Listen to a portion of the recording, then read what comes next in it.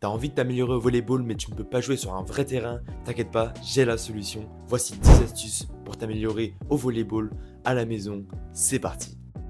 La première étape et l'une des plus importantes, c'est de faire du renforcement musculaire. Donc moi en l'occurrence, je fais des exercices plus type musculation. Mais si vous n'avez pas de matériel nécessaire, évidemment, vous pouvez faire des pompes, des tractions, du gainage, etc. Et pour le bas du corps, pas besoin de matériel, juste faire des fentes, des squats, etc. Ça va vraiment vous aider. Ça va vraiment permettre à vos muscles de rester en mouvement et de toujours rester actifs. La deuxième astuce, et pas des moindres, c'est de travailler l'explosivité et l'endurance.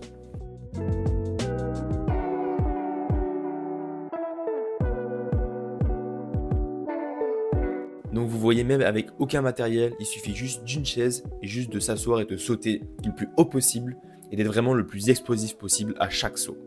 Évidemment, il existe énormément d'exercices différents, il suffit juste de choisir les exercices qui vous conviennent le mieux et les muscles que ça travaille derrière. L'astuce numéro 3, c'est l'analyse et la stratégie. Je te conseille fortement de regarder des matchs professionnels pour voir où ils se positionnent, pour vraiment analyser leurs déplacements, leur communication. Analyse des situations de jeu et regarde ce que toi t'aurais fait. Pour moi, c'est vraiment l'une des astuces les plus importantes parce que c'est vraiment en regardant que tu apprends le plus. Il n'y a pas de secret, c'est vraiment en regardant des joueurs plus forts que toi que tu vas t'améliorer.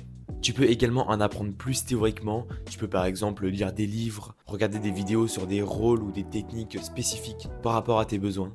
Pour la cinquième astuce, c'est de travailler la technique chez soi. Évidemment, il faut avoir un ballon. Un ballon, ça coûte 15 €. Je pense que si vous aimez le volleyball et que vous voulez progresser, j'imagine que vous avez un ballon chez vous.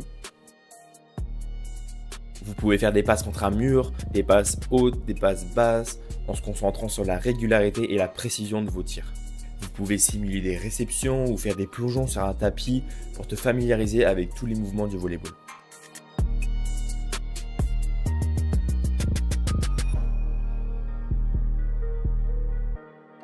Une autre astuce qui est en lien avec celle-ci, c'est la technique de précision.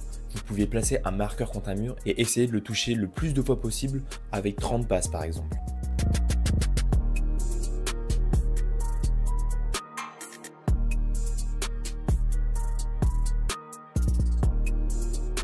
Le plus important, c'est de toujours garder la main avec le ballon pour garder son grip et son toucher de balle qui sont très importants pour la mémoire musculaire.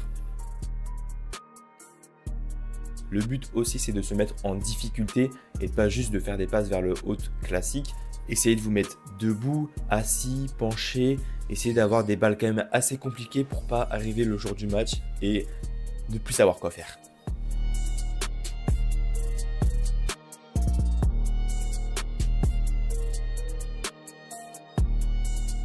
Une autre astuce qui est liée à celle d'avant, c'est de développer la réactivité et la vitesse. Vous pouvez attraper une balle qui rebondit contre un mur. Moi, dans mon cas, j'essaie d'affûter mes réflexes.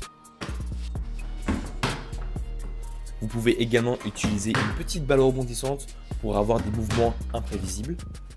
L'astuce numéro 5, c'est le mental et la concentration. Cette astuce passe principalement par la visualisation. Imagine-toi durant un match dans lequel tu as eu des difficultés ou même que justement c'était vraiment facile et remets-toi à la place de ton toi de l'époque qui effectue une passe parfaite, une réception parfaite par exemple, un moment fort du match et qui fait que plus c'est ancré dans ta tête et plus pour le futur tu vas avoir des facilités quand tu vas être dans la même situation. Le focus aussi c'est très important. Entraîne-toi à rester concentré sous pression. Par exemple, quand tu travailles, imaginons si tu es sous pression, entraîne-toi à travailler avec, à le prendre et pas à le rejeter. Parce que durant un match, crois-moi, quand il y a 24-24, tu es bien sous pression et que c'est là qu'il ne faut pas se rater, crois-moi, tu as envie de rester calme. Numéro 8, alimentation et récupération. L'un des piliers dans tout ça, c'est la nutrition et l'alimentation. Si tu manges mal, c'est bien beau de s'entraîner tous les jours, mais malheureusement, tu n'auras pas énormément de résultats. Parce que comment veux-tu que tes muscles se réparent après tes entraînements si tu manges des McDo ?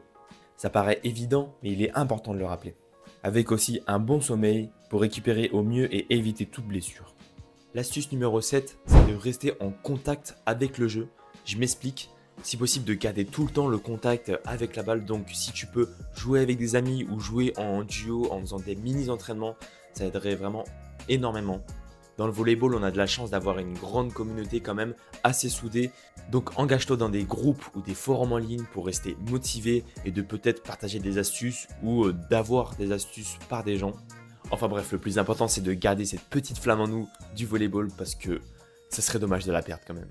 La dernière astuce, et pas des moindres, c'est les étirements de mobilité et de souplesse. Il est très bon pour les muscles et les tendons de s'étirer assez régulièrement. Par exemple, moi là je le fais le soir avant de dormir. Vous pouvez faire du yoga ou des étirements dynamiques pour prévenir les blessures et améliorer la fluidité des mouvements.